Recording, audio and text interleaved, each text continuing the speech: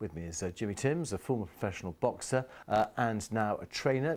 You had some publicity pictures taken, I think, of you and Muhammad Ali a few years ago when you were a teenager. What made him such a brilliant boxer? Let's start with the boxing first of all. Well, the way he could move. He could, you know, they said he couldn't punch, but he was a great puncher. He's a great boxer. He fought every contender. He didn't duck no one, and he was just fantastic to watch. He was so fast on his feet, that Ali dance. I mean, was that something that when you were a kid and you saw him, is that something you tried to emulate?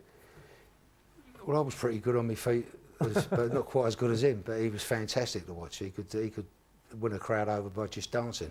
And when he done the Ali shuffle, then put a combination together, it was fantastic to watch. And when you say people said he didn't have the biggest punch, but he had a pretty big punch. He had a good punch. He boxed every top contender in the world. He didn't duck no one. Yeah, and when he walked into the ring for just that photo session with you when you were sparring together, what did you notice about him as a character? Did he have that? Was that brashness? Was that huge confidence always there, or was it just turned on for the cameras? No, well, yeah, a lot of it was turned on for the cameras. He was a very modest man. I mean, they asked a 19-year-old kid, Jimmy Tibbs, not Tibbs, Tibbs, to spar with him.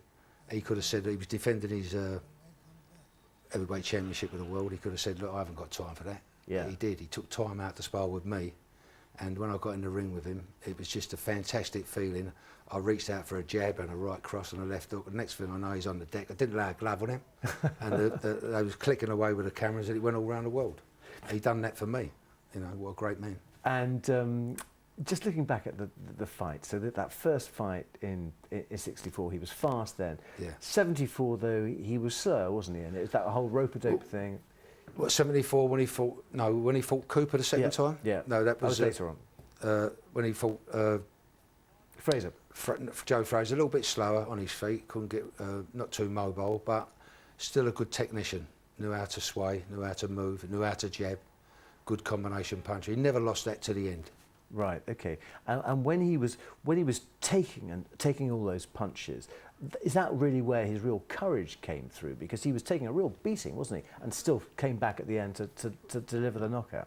Well, sometimes, yeah, he had a good art, big art, good chin, and very courageous, as you say. Like that's what made him.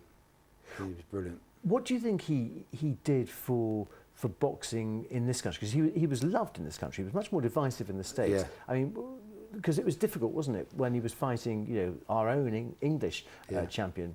Henry Cooper, yeah. Yeah, exactly, Henry Cooper. The divided loyalty, potentially, perhaps, for an English audience, British audience. Well, he was very brash, outspoken, which we are not quite used to in England in them days, back in the day. But you took to him because what he said he was going to do, he done. When he called the round, they generally went in that round. Like when he fought a guy in Madison Square Garden, I can't think of his name, he said, I'm going to knock him out in 4. Then he changed it to 6.